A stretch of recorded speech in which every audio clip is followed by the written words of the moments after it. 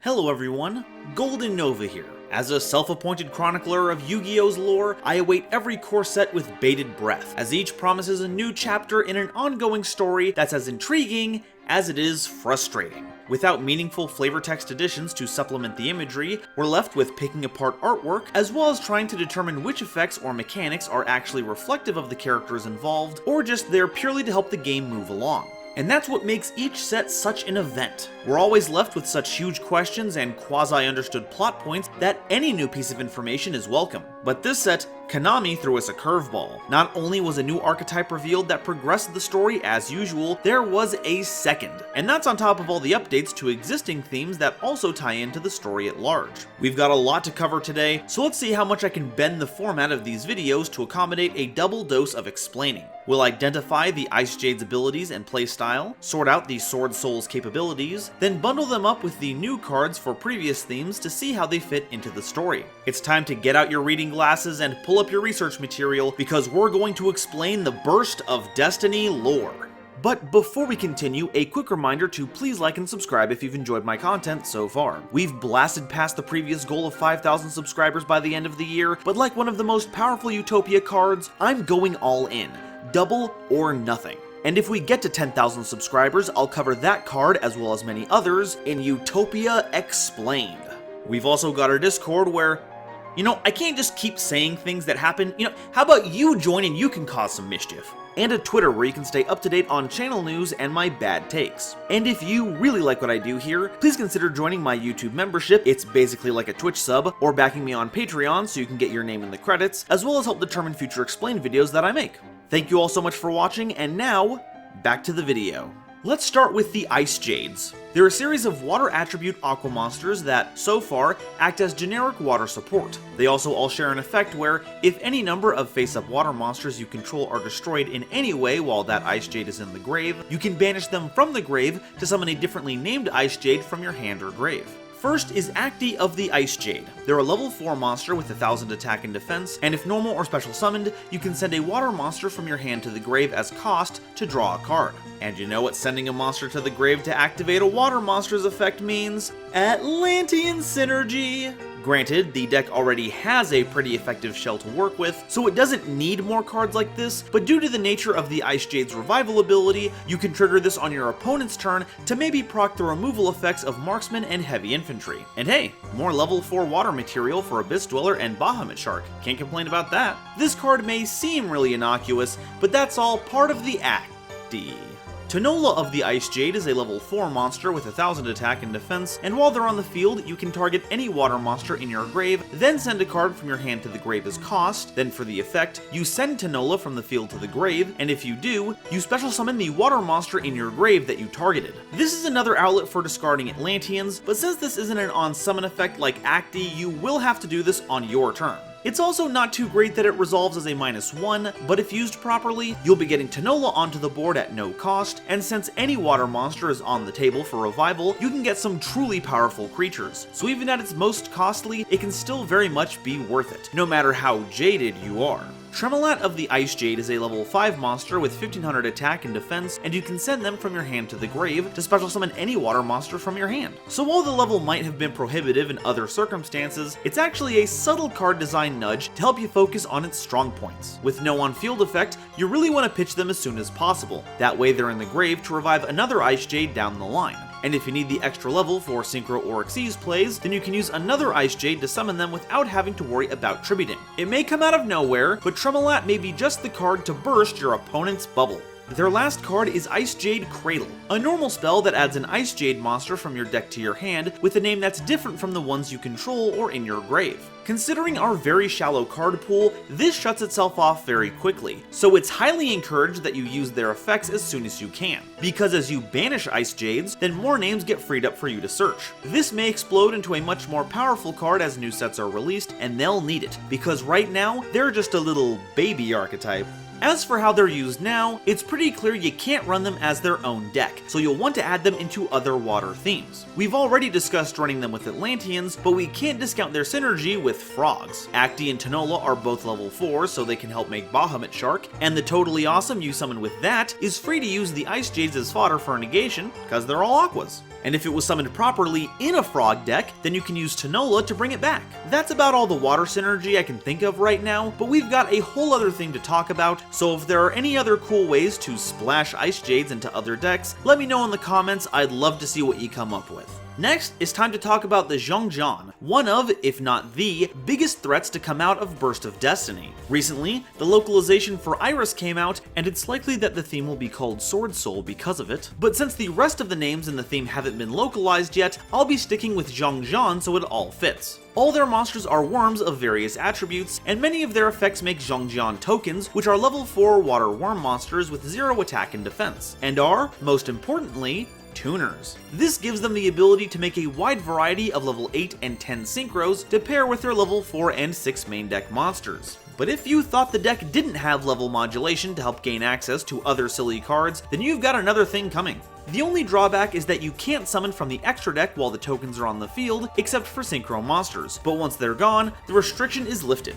And I think that's pretty fair, because every card in the theme being a Halka Fibrax would have been a bit much. A lot of them also like to banish cards to activate effects, which the spells and traps don't mind because they have effects when banished. You'd almost think we're talking about Metafest at this point. Let's start with the level 4s. Moyi, the Xiangjian Swordmaster, is a level 4 water monster with 1700 attack and 1800 defense. If they're normal or special summoned, you can reveal a Xiangjian card or worm monster in your hand to special summon a Xiangjian token, and if they're sent to the grave as synchro material, you can draw a card. Note that you don't have to discard the revealed card, you just have to show it. So once you've summoned your level 8 synchro of choice, you've gone +1 with that draw. That means possibly drawing into extenders, cards that will help you break boards going second, or reinforce your field going first. It's a great playmaker that's simple to use and easy to sword master. Taiye, the Xiangjian Swordmaster, is a level 4 wind monster with 1800 attack and 1500 defense. While they're on the field, you can banish a Xiangjian card or worm monster from your grave to special summon a Xiangjian token, and if they're sent to the grave as synchro material, you can send a Xiangjian card or worm monster from your deck to the grave. Taiye isn't as much of a blessing for your hand advantage as Moyi, but it does enable the on-banish effects of your Xiangjian cards, as well as being online even without a hand. And then it just replaces whatever card you banished so you can set up for future plays. It really does a lot to tie the strategy together.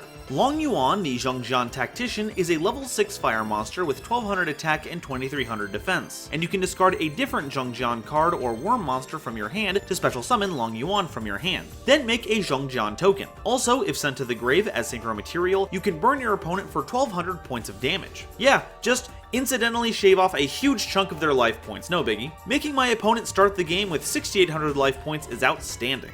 And while the available pool of level 10 monsters you can make with them is sparse, we've got an absolute unit you can go into coming up in a little bit. You'll just have to play the long game. Chunjun, the Xiangjian Auspicious Beast, is a level 6 earth monster with 2400 attack and 1800 defense. Before damage calculation, if your worm monster battles an opponent's special summon monster, you can destroy their monster and Chunjun. So it's mechanically similar to Deity Warrior Lady in a way, but worded so your opponent can't skip over them and attack something else. If they battle any worm, Chunjun is going to step in and cause a ruckus. As a quick effect during any main phase, you can tribute a monster to special summon them from your hand, and if sent to the grave as synchro material, you can target a card on the field or in either grave and banish it. Notably though, this is the only main deck Xiangjian that doesn't make a token to facilitate this, so you may have to use its summon effect to take the place of one of your other monsters to get that going. But that makes sense, because banishing them from the field or the grave is a huge amount of utility. Your opponent's gonna have to keep an eye out, because when Chunjun arrives, it truly is a very auspicious sign. And while they aren't a Xiangjian monster proper, they do heavily support them, as well as being a cast member that hasn't had a card since Rise of the Duelist. Ecclesia, the Virtuous in White, is a level 4 light spellcaster tuner monster with 1500 attack and defense, and if your opponent controls more monsters than you do, you can special summon them from your hand. Also, during any main phase as a quick effect, you can tribute this Ecclesia to special summon any Xiangjian or Fallen of Albaz monster from your hand or deck. And during the end phase, if any number of fusion monsters were sent to your grave that turn, you can add Ecclesia from your grave to your hand. Not many Xiangjians are particularly good when summoned during your opponent's turn, except maybe Chunjun, but during your turn it just becomes any Xiangjian that you need. Alternatively, you can use them as a tuner in case you can't manage to make one of those tokens. And if your opponent has the upper hand, monster amount wise, you don't even have to use your normal summon for it. Also, I just love Ecclesia's new weapon. It's a skull with a rocket in it possessed by a Springan. I know I made a lot of jokes about this in the Buster Blader video, but this is some big Monster Hunter energy right here. Now it's time to talk about the big payoffs. Xiao, the Xiangjian Grand Sword Master, is a level 8 light synchro monster with 2800 attack and 1000 defense, requiring a tuner and one or more non-tuner worm monsters as material. If synchro summoned, you can either add to your hand or banish one Xiangjian card or worm monster from your deck. And as a quick effect, you can banish a Xiangjian card or worm monster from your hand or grave, then target another effect monster on the field, and its effects are negated until the end of the turn. So they search you a card when made, which means you're going to be getting a nifty boost to your hand if you used Mo Yi, and acts as quick effect negation that also enables the banish effects of your spells and traps. Good luck setting up your field or counterattack under the Swordmaster's watchful eye, cause they're ready to cut any plan down to size. Our last monster is Changjian, the Xiangjian Grand Duke. They're a level 10 water synchro monster with 3000 attack and defense, requiring generic material. Changjian gains 100 attack and defense for each banished card, as well as debuffing all of your opponent's monsters by the same amount. And if this monster would be destroyed by card effect, you can banish a card from your grave instead. Incidentally, if any number of cards are banished from anywhere, you can banish a card each from your opponent's field and grave. So that thing Chunjun does when used as synchro material? Yeah, Changjian can potentially do that every turn from both zones. They've also got destruction protection that can also trigger the banish effects of your spells and traps, very Thunder Dragon of them, and to top it all off, there are Kagari and Shizuku for battle stats. It's a powerful boss with great removal, especially when paired with Xiao to trigger Changjian's removal at quick effect speed, and with stats like those, they're ready to duke it out with whoever they find. Okay, now it's time for the spells and traps. I've been talking up the on-banishing effect of these cards, and thankfully the effects fall into two distinct patterns. When any of these spells are banished, you can target a Xiangjian or worm monster you control and either increase or decrease its level by 1 until the end of the turn, and if a trap is banished, they make one of those Xiangjian tokens. The latter is definitely more helpful at first glance, giving you tuners in the case you don't have any available to make your synchros, especially helpful with Chunjun, but the former shouldn't be underestimated, as that opens up the possibility for generic Syncos, as that opens up the possibility for generic synchros ranging from 7 to 11. Ugh, great. Now I'm craving a legally distinct frozen slush drink. The Xiangjian Dragon Sword appears as a normal spell that adds a Xiangjian monster from your deck to your hand, unless you control a synchro, in which case you can add any worm monster. We see these kinds of cards in a lot of decks, and the boost in consistency is always welcome, especially since it can, under the right circumstances, search you any generic worm card you may have splashed in. Now, if we're done analyzing this card, I'd like to get all these people inside. There's a lightning storm going on, and I don't think it's good for them to be up on a high hill with all that metal armor on. Xiangjian Men, the Grand Spiritual Peak, is, despite its name and appearance, a normal spell that targets a Xiangjian monster in your grave and special summons it, unless you control a synchro, in which case you can target any worm. And now we have a generic monster reborn. We can summon back any of our level 4s to make a synchro, or just summon back the synchros. With cards like this, your opponent's battle against you is gonna be a little rocky. Xiangjian Research is a normal trap that targets a face-up monster you control. On resolution, you banish up to 5 Xiangjian cards and or worm monsters from your grave, and if you do, the targeted monster gains 300 attack for each, up to a total of 1500, which does stick around past the end of the turn. It's another venue for triggering your on-banish effects, and since it can be used on any monster, not just Xiangjians or worms, this can be a surprise to any opponent looking to capitalize on a weak monster. But hey, that mistake's on them. They should have done their research. Our last card is Xiangjian Sudden Shift, and it's basically Icarus Attack. You target a worm monster you control and 2 cards your opponent controls and destroy all 3, which I guess makes this card more of an offerings to the snake deity. And while destroying your core monsters is always an option, you can target your own Changjian and have it protect itself while the other 2 cards explode. It's just like having a Spiral Sleeper Agent. You can also blow up a spare token if you end up having one around, which is very cost efficient. It's not just depicting a sudden shift in the narrative, but when it resolves, things are likely to suddenly shift in your favor. So that's all the Xiangjian cards, but what do we do with them? Well, we've got a ton of big synchro monsters we can bring out in quick succession with enough interaction to keep our opponent from stopping us. We definitely have the option to turtle up if need be, but otherwise we're looking to run roughshod over our opponent at every opportunity. Now, I know I've talked about how the Metaphys play into the banishing abilities of the deck, but that's just a joke. No one's actually considering playing that clunky theme with the streamlined Xiangjian. What they're really splashing is Yangzing. They're also a synchro archetype, and they can give some outrageous bonuses to Qixiao and Changying, and Sudden Shift is worded so the Yangzings won't miss timing and... No. Not buying it? Yeah, I thought so. No, the real theme people are splashing into Xiangjian are Tenyi. Now, it may seem like all the effect monsters would get in the way, but like most times when they get splashed in, you just summon them out before you commit to any monsters and you're good to go. And fun fact, while Xiangjian have no main deck normal monsters, tokens are treated as normal monsters, meaning you have access to non-effect monsters to use the Tenyi grave effects. Okay, we've gone over the two themes relevant to the Albaz lore, now let's dive in and see how it all comes together. Last we left off, our heroes had joined up with Fleur-de-Lis, now going under the name Iris, along with Aiden and Theo, who had followed Albaz and Ecclesia after they had left Dogmatica. The trio were also fleeing a new enemy that had descended upon Dogmatica, the Despia, who appeared to be the true forms of the clergy that ran the nation. We return to see Albaz, still in their shrouded form, carrying Ecclesia across the desert wastes of Golgonda, waving goodbye to their Springgan friends, but taking one along with them on their journey as part of Ecclesia's new armament. These events are depicted in Jubilation of the Branded, a quick play spell that has you revealing a monster in your hand. On resolution, you send a level 8 fusion monster with 2500 attack or defense with the same type as the revealed monster from your extra deck to the grave. Then, you can discard the revealed card, and if you do, add a Fallen of Albaz, or a monster that specifically lists Fallen of Albaz, from your deck to your hand. Also, during the end phase, if any number of fusion monsters were sent to the grave that turn, you can add Jubilation from your grave to your hand, which will be any turn Jubilation successfully resolves, since part of the effect is sending a fusion monster to the grave. It's a great way to trigger the Albaz fusion effects and the associated themes, since they don't really have any other synergy with the fusion mechanic. At Iris's direction, the group begins traveling towards the land of Xiangjian Men, where Iris's current equipment hails from. Previously, I suspected that the Lightning Sword, as well as their gear, were taken from a land Dogmatica had clashed with, and while I thought the land would be totally subjugated, I think it still stands to reason that this weapon was taken as a token from the Xiangjian, and if anyone could be enlisted to help with the battle against Dogmatica, and by extension Despia, it'd be them.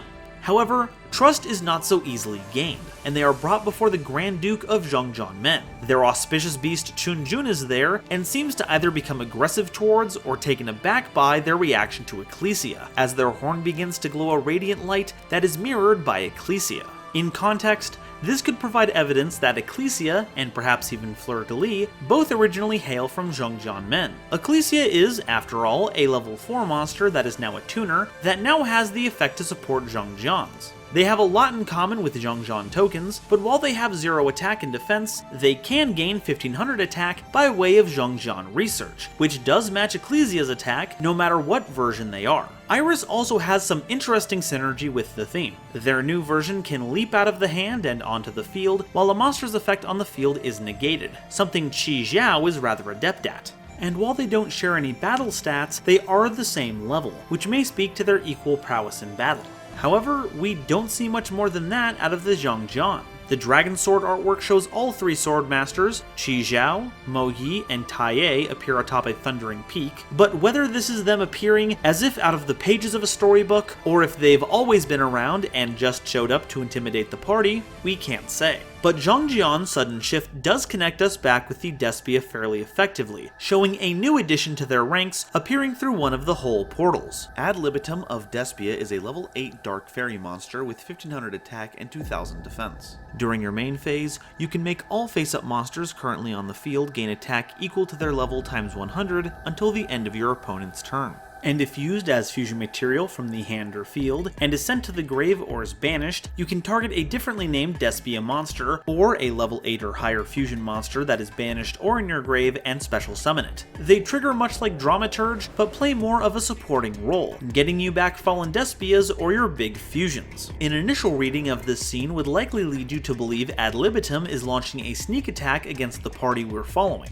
And while I have no concrete evidence to support another interpretation, an interesting way to look at it is Ad libitum having a secret meeting with Long Yuan, the Xiangjian tactician drawing their sword just in case, but currently has no intent to fight. Ad libitum certainly seems cordial enough. After all, if Despia are going to rule the world anyway, it may be the better strategic move to offer a boon to them so Despia can pay it back in kind. If trading the lives of these newcomers would save the Duke, then it would make for an easy trade. Once again, I have nothing to support this reading, but Despia have spent all this time scheming and hiding. What's a few more exercises in espionage? That's all we can glean from the Albaz party, but back in Dogmatica, things are progressing very poorly, as Albert has continued to grow in power. The localization shows their name is Aluber, but until I can say that while keeping a straight face, I think I'll stick with Albert. Branded in red shows Albert atop a spire in the city of Dogmatica, wings spread wide and the holes rending the very sky. This quick play spell has you targeting a Despia or Fallen of Albaz in your grave, adding it to your hand, then fusion summoning a level 8 or higher fusion monster from your extra deck by banishing material from your hand or field, but it can't attack directly that turn. This is in stark contrast to Branded in White, which can banish materials from your grave. This seems to pretty definitively debunk my argument that Albaz and Albert are the same person, viewed at different times. Previously, I had thought that Albert had escaped the bonds of Despia and flew out of their lands as depicted in Nadir's Servant. However, this art all but disproves that, unless this is also somehow a flashback, but that doesn't seem very likely. However, it's undeniable that Albert and Albaz are linked. They look almost identical, and they have the same gems, one on the forehead and two on the back of their hands. In fact, the name Branded in Red does invite the parallel with Branded in White, which very prominently showcases those gems. However, this connection may be more manufactured than I'd initially believed. Several people have reached out in the comments to express a very interesting theory, that the child in Dogmatica Genesis is Albert. The horn-like collection of holes that spring from Albert's brow could be taken for the braids the child has. And while their hair is wildly different from Albert's, the Despia are very much influenced by theater, so it could be part of the costume. It would even explain why they have Albert wearing that mask. Wigs and clothes are one thing, but face alteration may be another, and that may even lend further credence to my idea that the Despia are the clothes these characters wear and not necessarily the bodies that wear them. It's a theory that I find myself being sold on more and more as sets go by without a clear answer for Dogmatica Genesis. So if you reached out about this, thank you for bringing it to my attention. However, body double or no, Albert has achieved a form very similar to Albion. Masquerade the Crimson Gleam Dragon. They're a level 8 Dark Fiend fusion monster with 2500 attack and 2000 defense, requiring any Despia monster and a light or dark monster as material. While you control a fusion summoned Crimson Gleam, your opponent must pay 600 life points to activate cards or effects. And as a quick effect, if your opponent controls a ritual, fusion, synchro, Ixes, or link monster, you can special summon Crimson Gleam from your grave, but it's banished if it leaves the field. While not as ferocious as their contemporaries Queritus and Proscenium, it still makes it easier to clean out your opponent's stock of life points the more they have to set up their field, especially when Crimson Gleam is summoned early. Its 2500 attack isn't anything to sneeze at either, especially since it can revive itself for free under certain conditions, at which point it makes for great rank 8 Xyz material. The final goal of the Despians are still up in the air, and what the Albaz team is doing in Xiangjian Men is still a mystery. In fact, one could say there are a lot more questions now than answers. For one, is Albaz stuck in their Albion form, or do they choose to stay this way? And why would I bring up the Icejades if they weren't anywhere to be seen? Well, the answer to that question is that the Icejades can be seen all over the place. You just have to know what to look for. Reviewing the reference art for this part of the story, we'll see that the Icejades have what's described as a primordial-like pattern that covers parts of their body, and that design also looks like it's pervading the rocks where the Icejades live. We can also see similar patterns all around brown Xiangjian men, as well as on Taiye's sword. And the little flying sprites that have those bat-looking wings in Acti's art also appear in Mo Yi's. Looking back at the reference art, we can find a few more details. The Icejade Lake seems to be under the Grand Spiritual Peak, so they aren't very far away, and part of it says that this is an Icejade used by the Xiangjian. The primordial patterns are also slowly overtaking their humanoid forms, and when it does so, they have to return to the Icejade. In fact, that seems to be what's happening to the subject in Icejade Cradle, but whether it's used to remove the primordial design after it's progressed too far, or for some other purpose,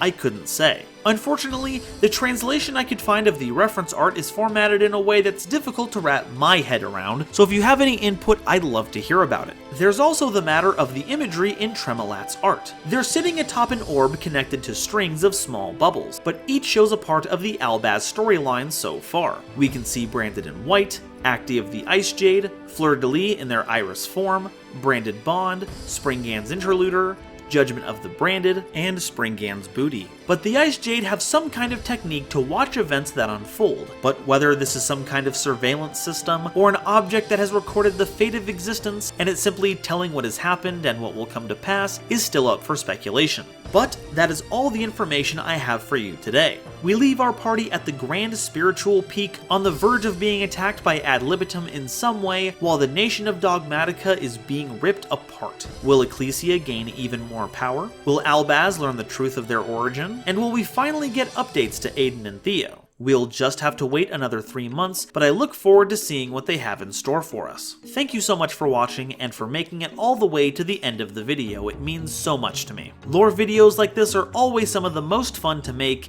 and I appreciate all your patience while I took the time to put this together. I'd also like to give a very special thanks to all my patrons and members who play a very important role in keeping this channel going. So with all the sincerity in my heart, I want to thank CozyBoat275 for supporting me at the Quasar Commander tier, all the Nebula Navigators Billy Spence, Genesis Yu-Gi-Oh!, Gloomba331, Panther J, Shep Shao Shep, The Wizard Moose and the Fresh Prince of Conair, Cosmic Crusaders Chaz Ghost, Colin Todd, Panda PLS, and the Legendary Raven, as well as all the wonderful Starlight Explorers you see on screen now. If you want to join these fine folks in supporting the channel, getting your name added to the credits like this, and a number of other perks, please feel free to check out my channel membership. It's basically like a Twitch sub, emotes included, and my Patreon, where you can get early access to videos as long as I manage to get them done soon enough, as well as getting to vote on a monthly video that I make. And if this is your first time learning about the Albaz storyline, here's a playlist of all the videos where I talk about it. Thank you all so much for watching, and I'll see you next time. Bye-bye.